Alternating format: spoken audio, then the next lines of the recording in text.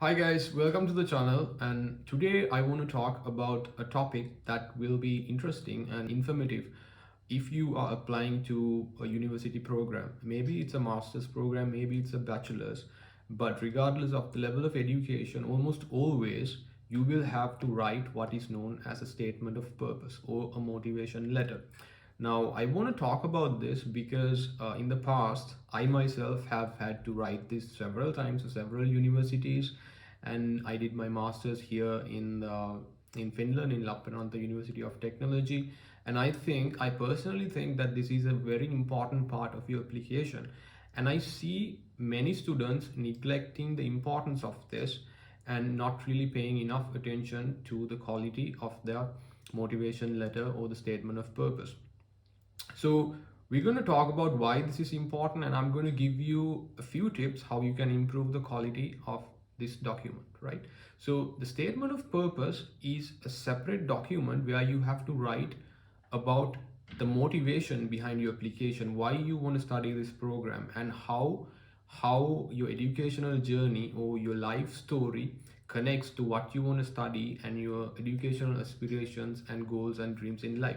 So it is basically, usually it's about 1 to 2 pages. You don't want to make it longer than 2 pages, but it should be very well written so that something that is very well written is something that could be easily read.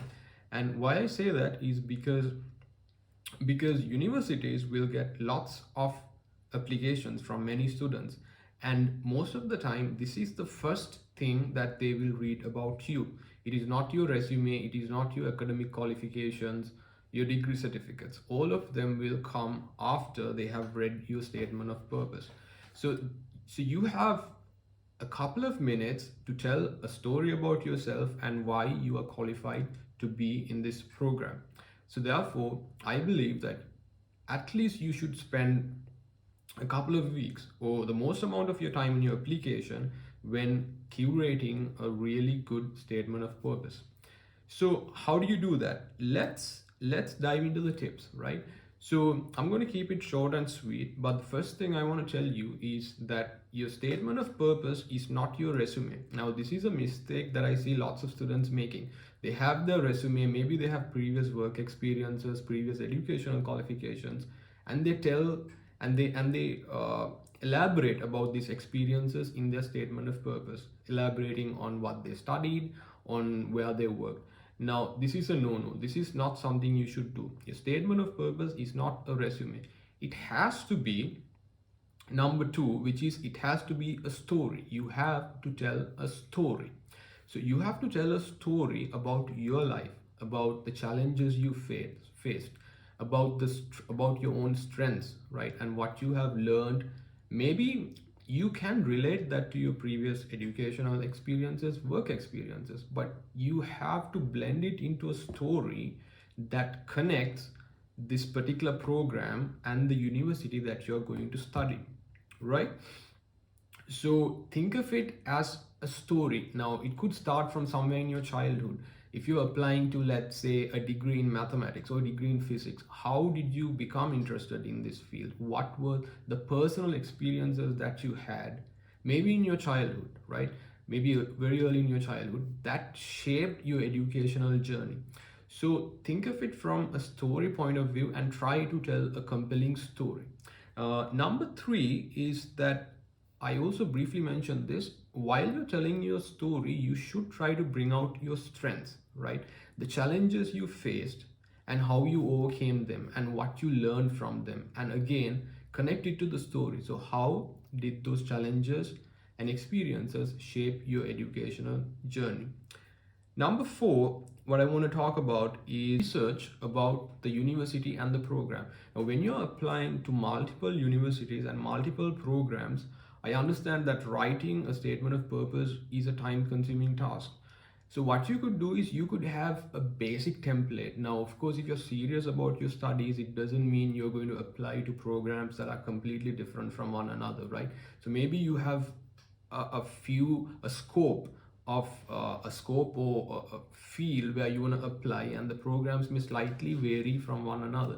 So you can have a blueprint of a story that you're going to say, and then and make it a little bit more personal when it comes to the different programs and the different universities. So you want to have that blueprint, like a template of a story, and then change it according to how the program differs. So if there's something special that a particular program is offering, you want to emphasize that maybe it's a particular research laboratory attached to the university. Maybe it's a particular professor that whose work you've been following, right?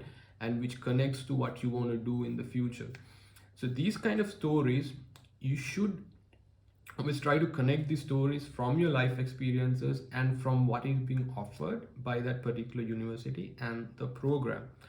So it's very important that you do a little bit research about the actual program and the university.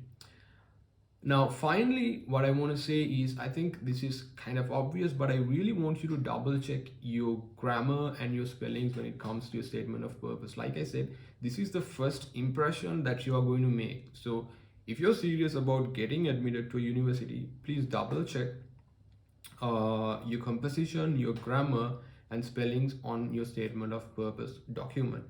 And finally, it's always good to be authentic, right? Tell a story in a formal but also conversational tone, but always be authentic about your real experiences and really ask yourself why you want to study this program and bring out that authenticity, which if you express it correctly, if you express it successfully in your document, it will really compel the admission panel to really identify you as a standout candidate for that position. It's the same way when it comes to job hunting.